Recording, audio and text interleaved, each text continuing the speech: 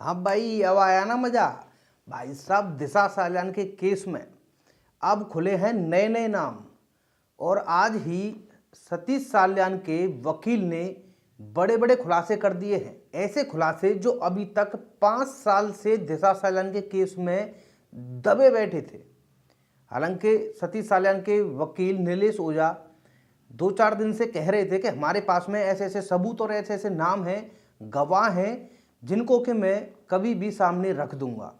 लेकिन उससे पहले उन्होंने एक एफआईआर करी और उसमें संजय राउत का नाम भी है। भाई साहब, एक बेसिक एफआईआर उन्होंने दी है और उसका कंफर्मेशन मुंबई पुलिस से मांगा है कि इसको कंफर्म कर दीजिए। उसमें हुआ क्या है कि संजय राउत और किशोरी पेडनेकर ने, जब उद्धव ठाकरे की गवर्नमेंट थी और आदित्य ठाकरे के ऊपर जो है दिशा साल्यान का केस जो है आदित्य ठाकरे को अक्यूज्ड बनाया था, उसमें इन्होंने क्या किया, किशोरी पेडनेकर को सतीश साल्यान के घर भेजा था इस केस को दबाने के लिए और मानसिक रूप से उन्हें प्रताड़ित करने के लिए कि कैसे भी करके ये बाहर ना आने पाए। इसलिए ये लोग बोल रहे हैं कि 5 साल से कहाँ थे।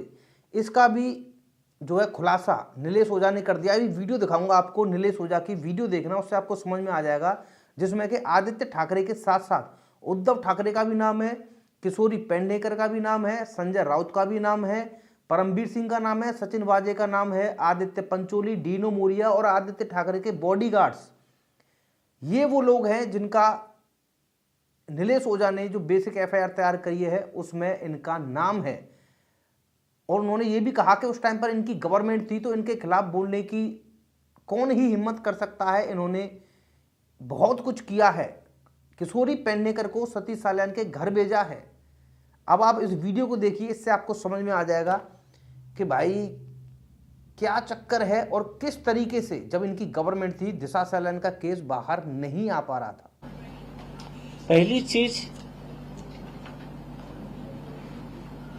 जो बेसिक फाउंडेशन लगता है उस फाउंडेशन के साथ में कंप्लेंट है। उनके पिताजी का कहना है मेरी बेटी का मर्डर हुआ, गैंगरेप हुआ। इस केस के मुख्य आरोपी आदित्य ठाकरे, डीनो मोरिया, सूरज पांचोली, आदित्य ठाकरे के बॉडीगार्ड्स, ये लोग, और इस केस को कवर अप करने वाले परमवीर सिंह, उद्धव ठाकरे, सचिन वाजे, ये लोग। तो इन सब के खिलाफ में जो भी 376 डी, 302, 120 बी, 201, 218, 409, जो भी 107, 34, ये जो भी सेक्शन है आईपीसी के, इसके तहत फॉर्मल कंप्लेंट दे दिया गया है। अभी किसी के पास कोई एक्सक्यूज नहीं है। इस कंप्लेंट में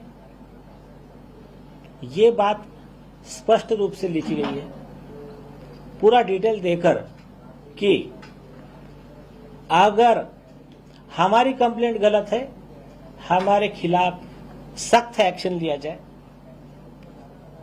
नहीं तो हमारे तो प्रूफ सही है, आरोपी के खिलाफ एक्शन लो। ये दोनों चीजें दे दी गई है। इसमें डिटेल दिया है कि जो फॉल्स नैरेटिव फैला रहे, हाँ, इसमें संजय राउत वगैरह को भी अक्यूज बनाया गया है। संजय राउत हो या वो जो राष्ट्रवादी के प्रवक्ता विद्या चौहान हो, जो लोग फॉल्स नैरेटिव फैला रहे थे, इस कंप्लेंट को एक राजकीय मतलब इससे प्रेरित बता रहे थे कि sponsored by some political party और एनीथिंग, हमने कहा उस पर भी इन्वेस्टिगेशन कर लीजिए। दूसरा एक नैरेटिव कुछ उनके ट्रोल आर्मी हो या उनका जो नैरेटिव चल रहा था उनके कुछ खास मीडिया वालों की तरफ से, कि 5 साल के बाद क्यों जाग गए। 5 साल के बाद का विषय नहीं है ये। इसमें एक स्पेसिफिक लिखा है। पहली चीज बताओ कि पहला इनका जो स्टेटमेंट हुआ है दिसंबर 2023 को एसआईटी के पास में इनका स्टेटमेंट हुआ है सतीश साल्यान जी का। उस स्टेटमेंट के बेस पे और ट्रेडर साहब, ये प्रॉब्लम सॉल्व करना पसंद है ना? तो ये बता, अगर एक स्टॉक 900 रुपए का है और मेरे पास ये केस रीओपन हुआ है, तो 2 साल पहले से ही उन्होंने ये स्टेटमेंट दिया है। तो ये जो ये कह रहे हैं कि वो 5 साल बाद कैसे जाके, ये बात झूठी है। एक, इसके पहले 29 जून 2020 तक उद्धव ठाकरे जो खुद आरोपी है और उनका बेटा आदित्य ठाकरे वो खुद मेन आरोपी है, तो ये लोग गवर्नमेंट में थे। तो कॉमन मैन इनके खिलाफ बोलने की कैसा हिम्मत करेगा, और उन्होंने क्या क्या किया, कैसा इनको साइकोलॉजिकल कस्टडी में रखा, कैसा किशोरी पेडनेकर इनको मिलने, पूरा डिटेल उन्होंने एक्सप्लेन करके दिया है। और कंप्लेंट में यह भी लिखा है कि जो नारकोटिक्स कंट्रोल ब्यूरो का रिकॉर्ड है, उस रिकॉर्ड के हिसाब से देखिए, रिया चक्रवर्ती, उनका भाई शोविक चक्रवर्ती, ये अरेस्ट हुए थे नारकोटिक्स के केस में, 27 दिन जेल रहे।